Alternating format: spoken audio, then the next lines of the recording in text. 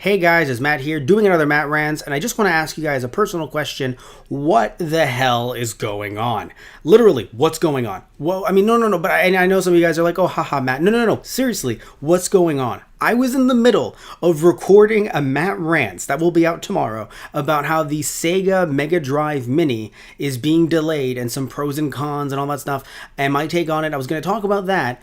And then all of a sudden, as I'm doing that Matt Rants, literally in the middle of the Matt Rants, I see on my phone, I'm just scrolling through stuff, and I see that oh hey, Nintendo 64 Mini trademark has been approved, and some people either through YouTube headlines, stuff like that, or through different articles are speculating that means that we're getting an N64 Classic sooner rather than later.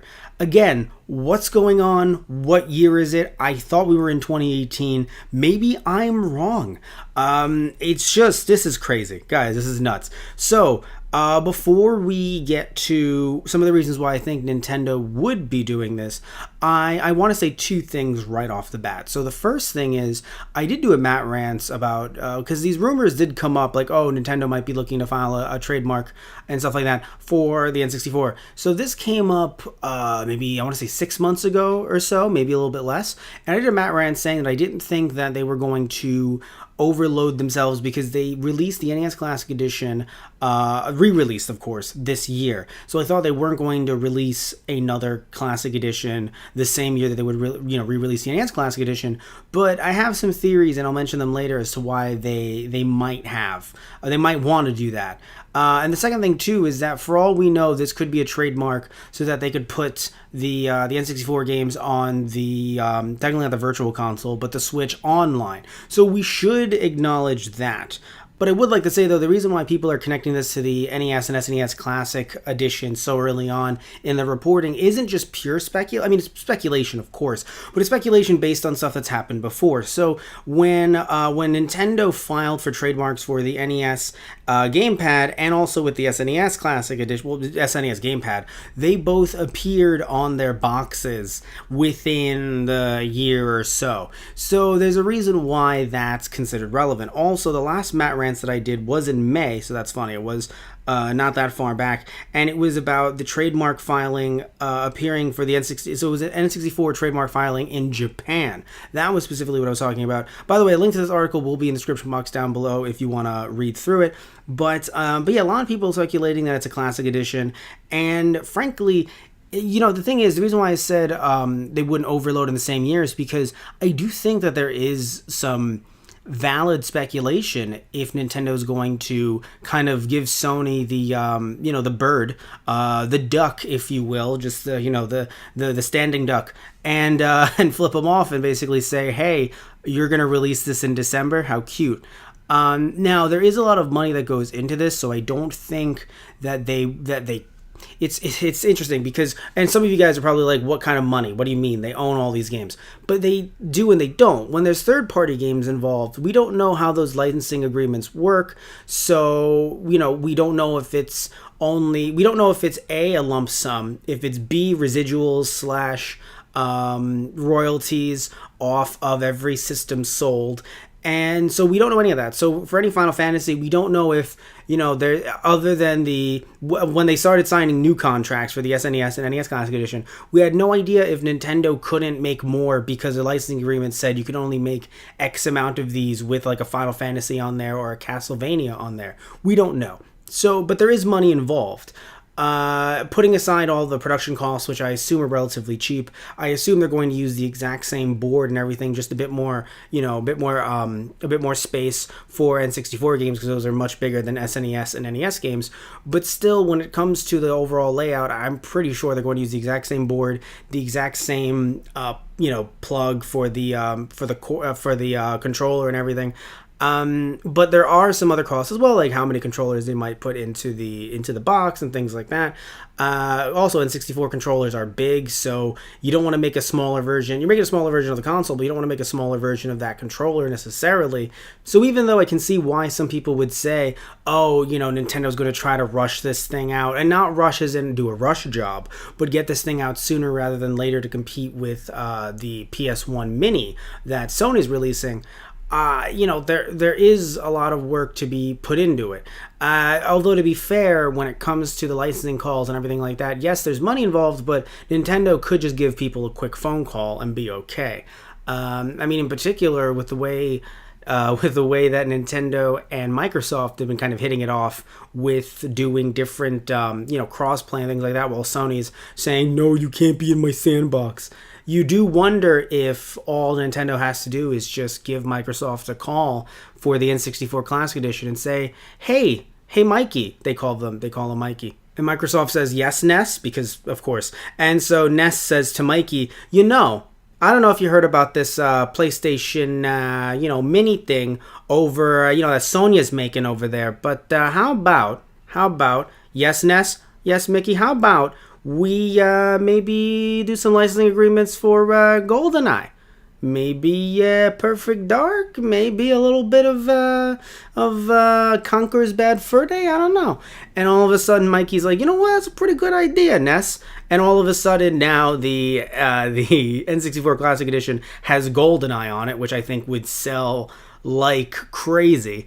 But then, of course, adding on more costs, do we now need to have 4 controller ports? I say yes, because if you want to include a Super Smash Bros. On there, you definitely want 4 controller ports. Also, will a Super Smash Bros. Be available on there? Because of how many different ways that money is going to have to go to how many different side companies and creators and things like that coming together to make that game. There's a reason why that game isn't available through the Nintendo monetization program on YouTube. And the reason why is because there are a lot of license holders that would have to be split across. So even though it is my assumption, I'm assuming that game, it just doesn't work in the same way that a Super Mario Brothers would or a Metroid would. Even Kirby isn't on that list. Even the Donkey Kong countries aren't on that list as well, and there's good reasons for that, because those rights are split up, so Nintendo can't claim the full, the full rights on that and get the full paycheck on that. So yes, I don't know about Smash. I would hope Smash would be on the N64 Classic Mini, but I do wonder if this alliance that Nintendo and Microsoft have had, if that's going to play off.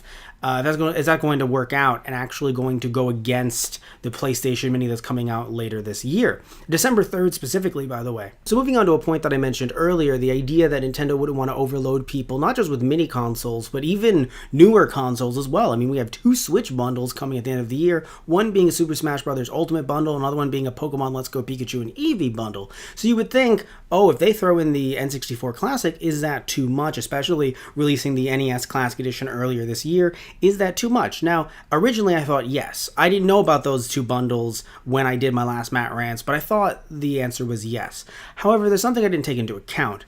The fact that the fans that are into Nintendo Switches, and I'm just going to split this up, not into the bundles even, although I could, but not even the bundles. Nintendo Switches, you know what? No, I'll do the bundles too. The Super Smash Bros. Ultimate Bundle, the Pokemon Let's Go Pikachu Bundle, the NES Classic Edition, and the N64 Classic Edition. Now, is there an a Venn diagram, do they cross over? Of course they do. No duh.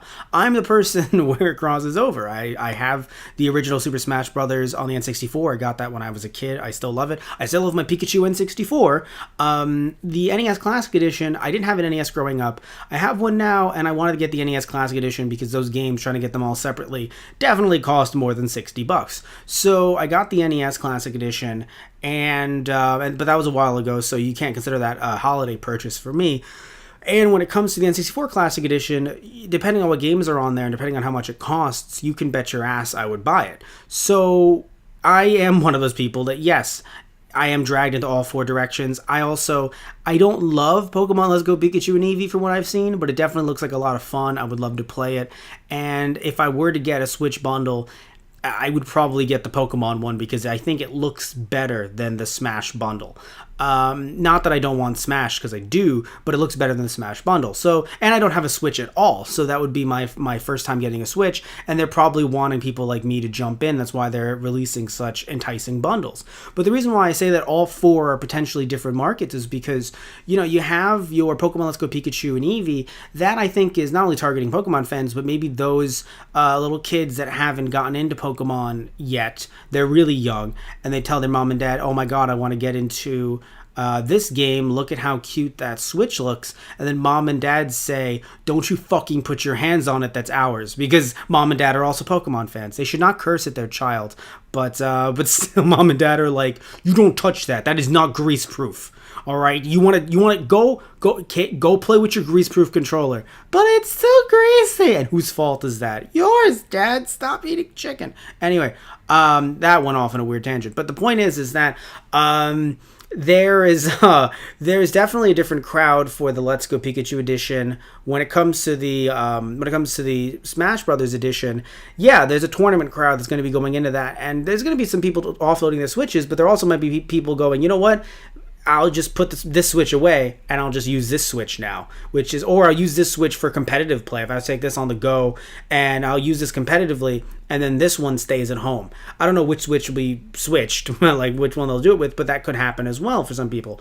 When it comes to the NES Classic Edition, that's for a group of people that are older than I am. Not too much older than I am, I'm 26, but a little bit older than I am because I grew up with the Super Nintendo, and then I got the N64, had a few titles for it, had more for the Super Nintendo, but also, funnily enough, PlayStation is where my heart lies as well. So those three consoles definitely shaped me a bit here and there in my gaming while growing up. Of course, a Game Boy Classic as well would definitely be needed for me, or Game Boy Color Classic. But either way, though, when it comes to the NES and the N64, I feel as if for the NES, it's people a little bit older than me, and for the N64, it's people a little bit younger than me. Even though I did get the SNES Classic Edition way late into its lifetime, I got it when I was 5, and that was 97. So it was definitely late in the Super Nintendo's life cycle. But my point still stands. Even though there's going to be people that are going to want to buy all four, there's definitely some that perhaps, funnily enough, have already bought the NES Classic Edition when that was,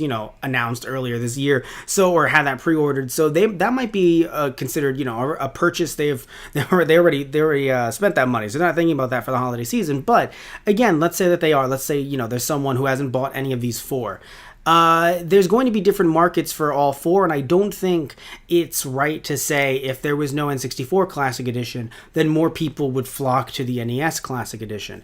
They're different clientele, they're different age groups, they're very different in what they would want.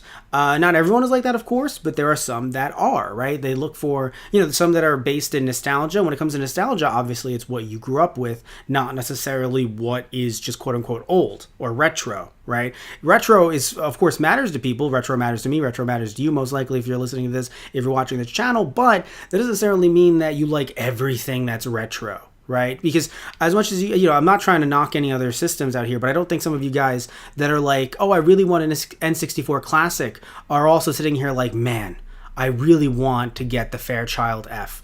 Some of you out there that are probably like, oh, wait, what's the Fairchild F? I've never heard of that. And others are like, did he just really mention the Fairchild F right now? So that's the thing, there's definitely different markets here that they can try to appease to and appeal to. And I think that depending on the price point for the N64 Mini, that might really appeal to them. One thing I would like to say, though, as well, that would be fucking hilarious. Speaking of, like I mentioned earlier, giving the finger to Sony, I do wonder if Nintendo, even if it's going to be the same price, let's say the N64 Mini and the PlayStation Mini are going to be both $100, right?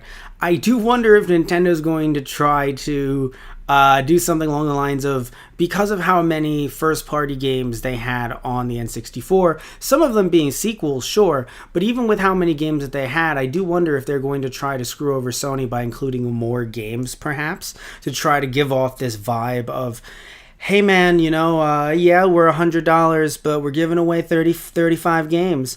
And it's just like, oh, damn you. I do wonder if they're going to try and do that, because putting aside, the third-party licenses and stuff like that, when you look at a game like Mario Party, there's 3 Mario Parties on the N64, and some will say, oh, you should probably go with this one, you should probably go with that one, but there's always someone who's left out, depending on which one you choose. Same thing, I think, with Crash Bandicoot potentially on the PlayStation Classic. If they go with Crash Bandicoot 1, then damn them, because I don't hate Crash Bandicoot 1, but I grew up with the second one. I had the first one growing up, but I got that second, so the second one to me felt I had a lot more fun with that than I did with the first one. But then also Satish Ram, who, comes on the channel, does Let's Plays with us, does other gaming content with us, also does podcasts with us over to those guys on the radio channel. He grew up with Crash Bandicoot 3. So he grew up with Warped. So I grew up with Cortex Strikes Back. He grows up with Warped. If you don't put both on there, all of a sudden someone is, obviously left in the cold. Same thing with racing games as well, even though I'm focusing on the PS1 Mini for a second. When it comes to racing games, I actually enjoyed Crash Team Racing. That's the name I was looking for. I enjoyed Crash Team Racing, but I also enjoyed that weird Disney racing game. I did. I know some of you guys are like, really? But I did. So it wasn't like the best game ever, but I enjoyed it. So if that game doesn't make it, I'd be like, oh, okay, well, that's kind of sad. Little things like that. Same thing with, because not even because they can't access it. Let's say they could, but Sony's like, no, we need to have this racing game over this racing game. Or maybe they go, we want neither racing game because you don't want the system to be too Crash Bandicoot heavy. Which for me, it's like, no, I'm a fan. I'm okay with it being too Crash Bandicoot heavy. Also, would you include Crash Bash as a party game for the PS1 Mini, or would you not? So when it comes to the N64 Classic, they could literally just spend they don't even have to spend a little bit more depending on how much obviously, yes, they're putting more money down, but depending with how cheap storage is for physical media, they might not have to spend too much to actually increase the size of the built-in memory, and they could literally include 3 Mario parties. And yes, some would say it's boosting up the roster a little bit, but still, how funny would it be though if they include 3 Mario parties? They include Super Mario 64, Pilot Wings, Star Fox, Kirby, Yoshi.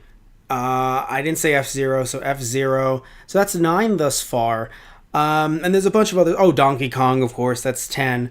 And that's, again, this is all before they even get to the third-party stuff. Although, Donkey Kong technically isn't third-party on the N64.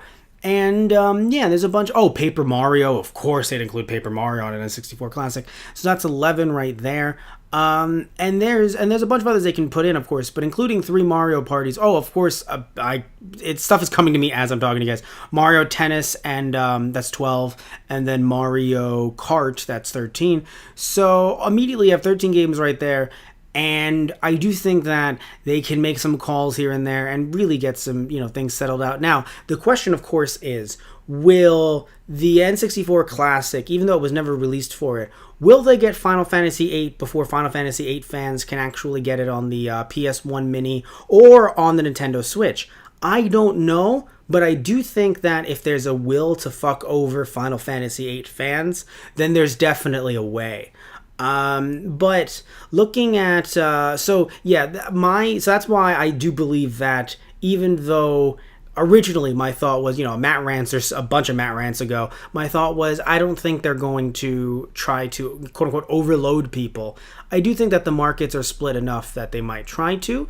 And when it comes to trying to screw over the competition and get in that holiday sale, I do wonder if they're going to try to go for that as well. I don't know why. I mean, maybe Nintendo, it's the thing where like Nintendo could not want the heat, and they could go, you know what, let the PS1 Mini reign supreme for, for December. We'll get them another time. But holiday season is holiday season. You want those holiday season sales. And I don't know if people are going to buy the NES Classic again for the holiday season if they already have it. Now, should they restock them for the holiday season? Hell to the yes. Even though there are more of those in stock than I've seen, personally, than SNES Classic Edition, so I would say maybe they should put some more SNES Classic Editions in stock. Still, I do think that if there's anywhere that, the NES Classic Editions are going dry, they should, in the US, they should probably throw them out over there. So I do believe that to go up against Sony, they will probably do something like this. But of course, the questions remain, how much would this cost? Because, you don't want to include 4 controllers in the box, because I think that would make it way too much money. If it was 80, that'd probably bring the price up to like over 100, and you don't want to do that even if you're including 50 games on the system. I don't think that would be the best option. If you include 2, then okay, instead of it being 60, then it's 80. But again, when it comes to licensing costs for third party, and also the fact that even though social media, even though media storage is cheaper than ever, still is going to cost a little bit more, just a little bit, compared to the NES and the SNES Classic Edition, where those games, I mean, were really tiny, versus now we're getting into hundreds and hundreds of megabytes, which sounds silly to some, but again, it's funny. While media storage is actually cheaper than ever, I've noticed that it's easier for me, and I assume it's just a supply and demand thing, it's easier for me money-wise to put down cash for a 1 to 8 terabyte. It seems cheaper to do that than to get a bunch of 500 gig hard drives. And maybe it just depends on the brand. Maybe it just depends on where I'm buying them. But my point is that even depending on where they're going with this, they're not going to go for the terabyte, obviously, but depending on where they're going for this, it might cost them a little bit more. Definitely, it will cost them a little bit more, actually, in my opinion, than the NES and SNES in terms of storage space. Also, we have to think about what games they're going to be putting on. I've said that over and over, but I've talked about first party. I haven't talked about third party other than that Microsoft phone call, that phone call with Mikey. When it comes to, exclusives or things like that, we do have to, I hate to say this, we have to temper our expectations a little bit here. We have to simmer everything down. I'm very excited. I love to rant about this, but I do think that we need to bring our expectations down just a little bit, because I'm a little nervous that we're going to be sitting here. I've seen some people talk about this already and say, we should have Animal Crossing on the N64 Classic. I'm not saying that we shouldn't.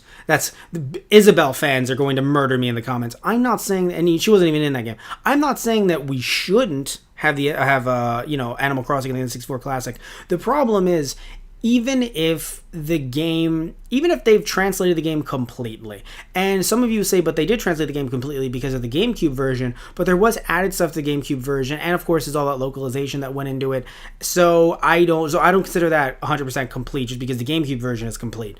But even if they have the entire N64 version translated and localized, even, the problem is that unless they have all that already set up and put in, unless they maybe somewhere were really going to plan to have Animal Crossing on the N64, they had it on the N64 in Japan, but I don't remember hearing any rumors of it coming to the N64 the same way that a game like Marvelous, that should have freaking been on the Super Nintendo Classic Edition, because as far as we know, Marvelous, there was a Nintendo Power issue dedicated to Marvelous, so that should have been on the SNES Classic Edition easily if that was 100% complete, and from what we've heard, it was pretty complete.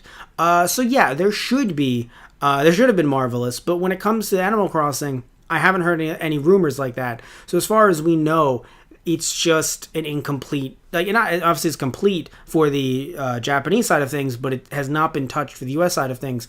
And that costs thousands and thousands of dollars to not only translate and then localize, but also put in the text in the game. I mean, as you guys know, all of you Animal Crossing fans know, Animal Crossing is a very text-heavy game. So I don't think that will be the best decision, because that would definitely raise the cost of the N64 Classic.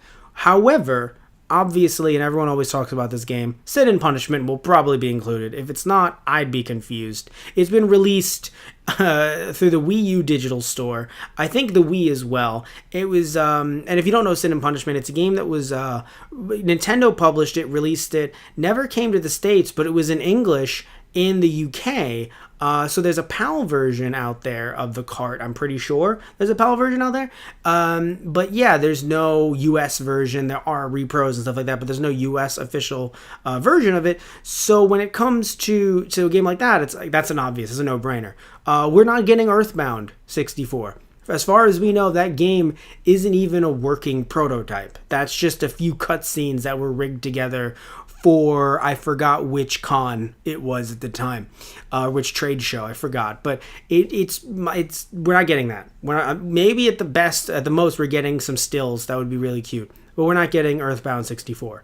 What we should get and you can say that this is too ambitious. We should be getting 64DD versions of some games. Yes, we damn should. We damn well should. There's no reason why if you can play a ROM with a virtual 64DD, there. Why can't you just play a version of F-Zero on the N64 Classic that allows you to create your own tracks? Why the hell not? Also, this is something we're not going to get, but damn it, I really wish we would. A little bit too ambitious, I know, but I really think we should get this. Pokemon Stadium, funnily enough, if they want to add more to the roster arbitrarily, Pokemon Stadium 1 and 2, add them both. If not, they'd probably go with 2. But the point I'm getting at here is there should be connectivity and some kind of functionality with the virtual versions of the Pokemon games that you have on your 3DS. I know it costs a little bit more. I'm sure some people would be like, why am I paying more for this? But there are so many people out there that I know personally. I'm sure you know some people like this, or maybe you are this person who has the original Pokemon games virtually on your 3DS, and to be able to connect that to your N64. If you guys don't know, there was a transfer pack back in the day. Still have my transfer packs and my Pokemon Stadiums and my original Pokemon games, though I don't want to turn those games on. Both the N64 and the Game Boy carts. Most of the Game Boy carts, I'm really nervous that the save data is lost, and I cross my fingers every day. Every time I see them, I'm like, I really hope you still have your save data. But anyway, so you can actually take the transfer pack, put the Game Boy game in there, plug that into the back of your N64 controller, which will be really sad when that's plugged up, because I assume they're not going to have that open slot for a Classic Edition. And so you plug that in, and you can actually play your Pokemon games on the big TV. So I think that would be great. I think that would just be really smart to do. And also, I think the reason why that would be great is because if they come out with a Game Boy or a Game Boy Colored Classic, which they definitely should, I wouldn't expect it to have an HDMI popping out of the side. Maybe it would. I wouldn't expect that it would have that. So, I mean, hey, for all we know, instead of there being an infrared, it's just a HDMI, cable. But I don't think they would do that. So I feel as if with a Game Boy Classic, I'm okay if... Well, I wouldn't want it to be smaller than an actual Game Boy. It is 40% the size of a Game Boy. No, I'd prefer that not to be the case. But when it comes to a Game Boy Classic, I would prefer it being handheld rather than being tethered to the television. But maybe, again, you give some ability to hook up to the N64 Classic Edition. Because it seems like this one's coming out earlier than a Game Boy Classic Edition ever would. I'm just saying that'd be nice, being able to connect with Pokemon Stadium in a way that was never intended. They have the code. They have the original source code. They can do it if they wanted to, I would imagine. Either way, though, as we're wrapping this up, I just wanna say again, this really is crazy. Like, this gaming news cycle is nuts. We have Matt Rants here. I'm happy you guys listening as you always do. Happy you comment down below. You definitely should for this video as well.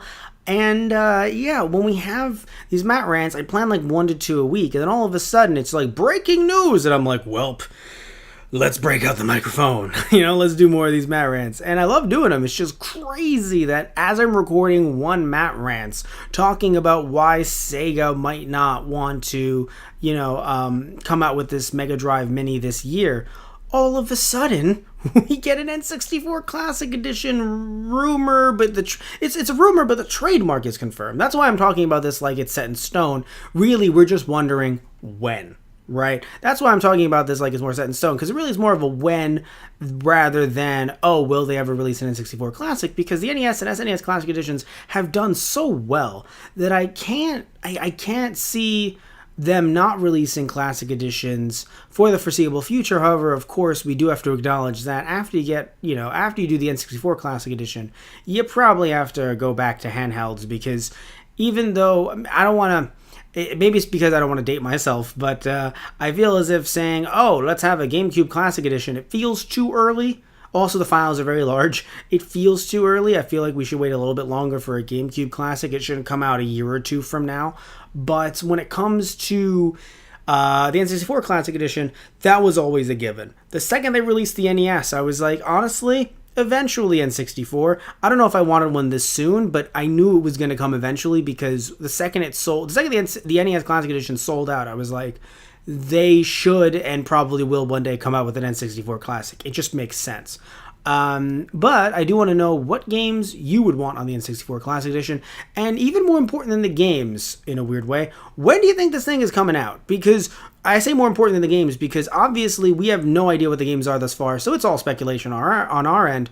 But when it comes to when it's coming out, do you think they're going to try and go up against Sony, or do you think Nintendo's like, we're fine with making enough money off of these classics that we already have out, and with the Switch bundles coming out, maybe they'll wait for the N64 Classic. Although, there were all those rumors that I talked about during other Matt Rants about Nintendo having some issues with stockholders, or stockholders having some issues with Nintendo, rather. So maybe they want to increase hardware sales, and this is hardware. And hell, the NES Classic Edition actually outsold the PS4 this past year, even though, of course, PS4 made more money because it costs more. That's just how that works. But the NES Classic Edition actually outsold the PS4. So you do wonder, and yes, of course, PS4 at the end of its life cycle, don't get me wrong, I'm not trying to shit on Sony at all.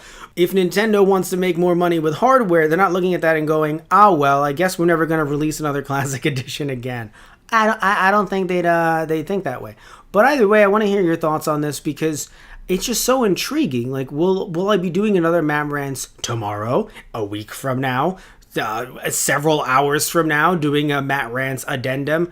So just me really, really sleepy. Like, so yeah, they announced it at midnight, just like the PS1 Classic Edition was announced at midnight. I can never sleep again. All right, everybody, take care. Like, I don't know how they expect gaming news websites and also, channels like myself to talk about some gaming news. I feel like we can never sleep. I feel like we sleep for 1 second. It's just like, you missed everything. The Switch they ended the Switch production, and then they started it up again. And then Sega bought out Nintendo, and I'm like, dude, I just took a fucking 15-minute nap. What happened? All right, guys. So anyway, love you all. Take care. Really want to hear what you guys think in the comment section down below. Tell me if you even grew up with the N64. Because again, I sort of did, sort of didn't. So I want to hear your thoughts on all that stuff.